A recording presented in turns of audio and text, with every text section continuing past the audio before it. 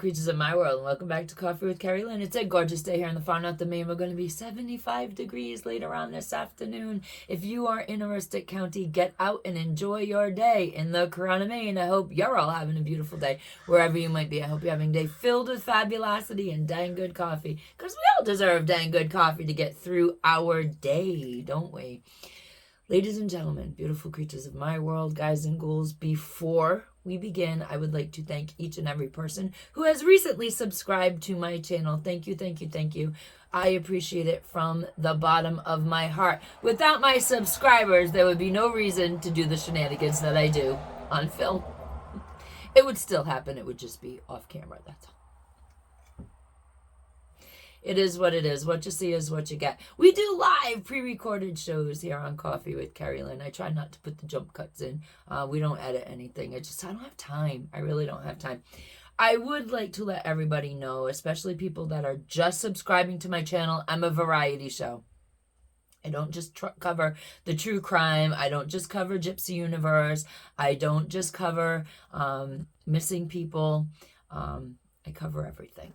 I make shows about my homestead. We make shows about our animals, our livestock.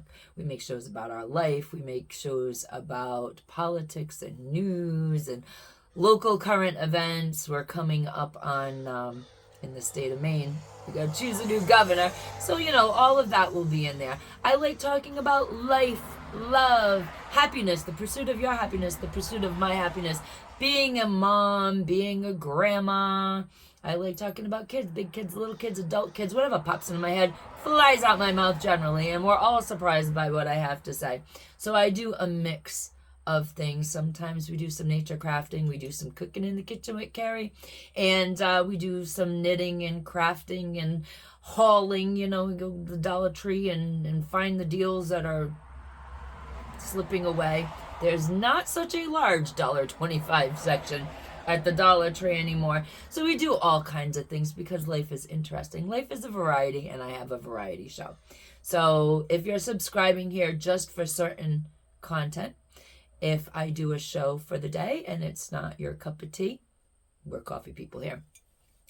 Just swipe away, come back another day, and maybe I'll be talking about something that you want to listen to. I have been having a great time in the comment section talking with everybody that's leaving comments there. We just finished up a round of responses to your comments, and thank you so much for your participation in our community, because this channel is our community, yours and mine. And I'm just elated. I don't know what else to say. I do content for my subscribers. So if you like the content, think about being a subscriber. If you don't like the content, you can move on. It's okay. Give us a thumbs up. Give us a thumbs down. It doesn't matter. Any attention is good attention. That's the secret of the algorithm on YouTube. If you leave a comment, doesn't matter what it is, it's picked up in the algorithm. If you leave a thumbs up or a thumbs down, it's picked up in the algorithm. And you know what it does? It boosts my channel up in the algorithm. So I want to say a big thank you to everybody. The positive commenters, the negative commenters, it doesn't matter. You're pushing the channel no matter what you're doing. So thank you, thank you, thank you. And I do appreciate y'all subscribing to my channel. We got a TikTok. I know some of my older subscribers are like, finally. My older subscribers have been trying to talk me into getting on the TikTok and the Discord, neither of which I understand. But the TikTok thing is done. I called the youngest child last night. By the way, all my kids are in their 30s. I have 5 grandbabies. And we set me up a TikTok. So it's Coffee with Kerri-Lynn. If you are on TikTok, think about subscribing over there. There's no content up yet. We're still trying to figure that out. Looks like what I'm going to try to do is completely different. Uploads are going to be completely different than what we do here, so that you're not getting dual content. I really don't like that myself. So we're trying to figure out a way where it's the same stuff that we talk about here, just different. If that makes any sense to y'all. It kind of makes sense to me. I'm just learning how to manipulate the TikTok thing, so please bear with me while I play with the platform a little bit. Some things just go over my head. I'm just that age now where I'm 54. Life is not simple as you get older. Technology becomes very complicated. Thank God I have kids that will help me out. Anyways, we had a great discussion at our dinner table last night. The king of his castle, the lad of his manor, the man himself, also known as my husband, and I got into a discussion about social media and convicted felons. What's your take on it? Should somebody who has committed a crime and served their prison sentence be able to come out of prison and get on the social media platforms and influence people, start connecting with people? Unfortunately, we have to use Gypsy Rose Blanchard's life post-prison as an example because there really aren't many other convicted murdering people that have come out of prison to celebrity. I don't count Casey Anthony because, in fact, she was found not guilty. And even she didn't seek the online celebrity thing. She started to a little bit after she, in my opinion, saw what was going on with Gypsy coming out to a TV show and the influencer sphere. And then all of a sudden, after Gypsy was out of prison for a little while, Casey Anthony decided she was going to do some influencing work. And you just don't hear much about it. You don't hear much about her. But Gypsy's life post-prison is kind of an experiment. And, when you are convicted of a crime and you serve your time, there are certain privileges, certain constitutional rights that when you are out of prison, you no longer have, such as the right to vote, the right to bear arms. In some states, you lose your right to serving on a jury, and you lose your right to run for a political office. So should you, in some way, shape, or form, lose your right to social media platforms?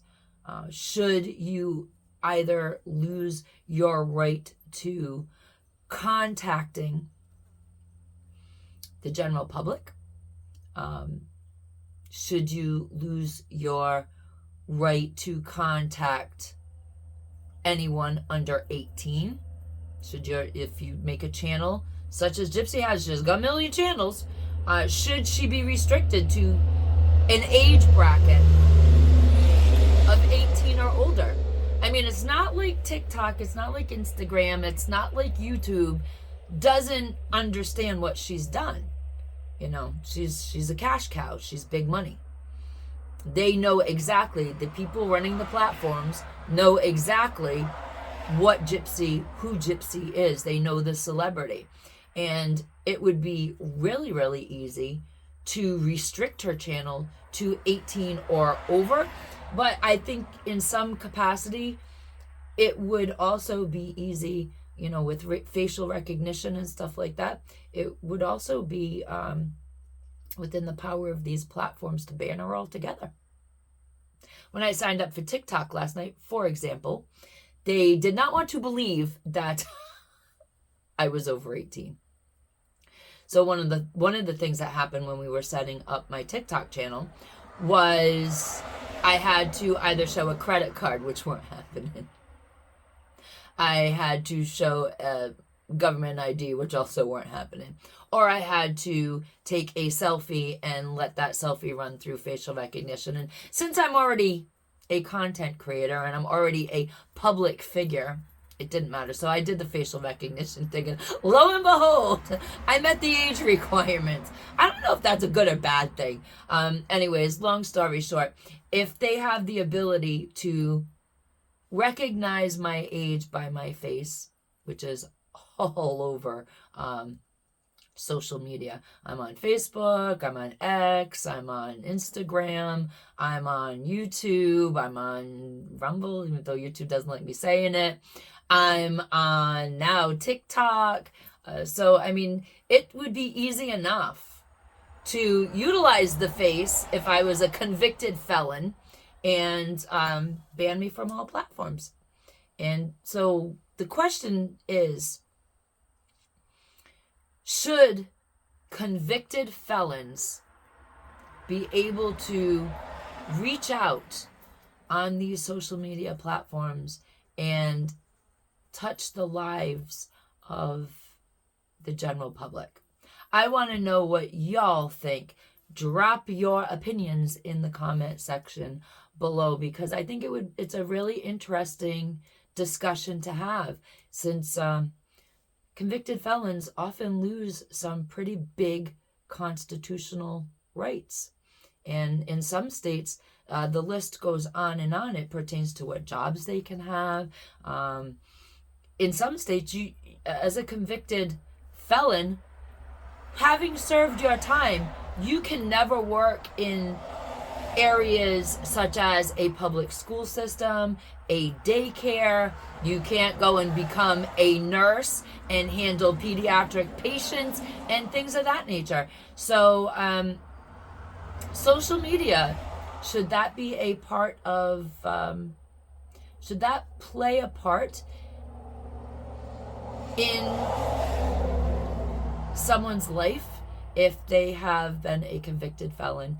And should they be able to be on these platforms reaching out to the everyday average person, whether it be somebody 18 or over or a child? Should they lose their rights completely, or should they be restricted to adults that are 18 years or older?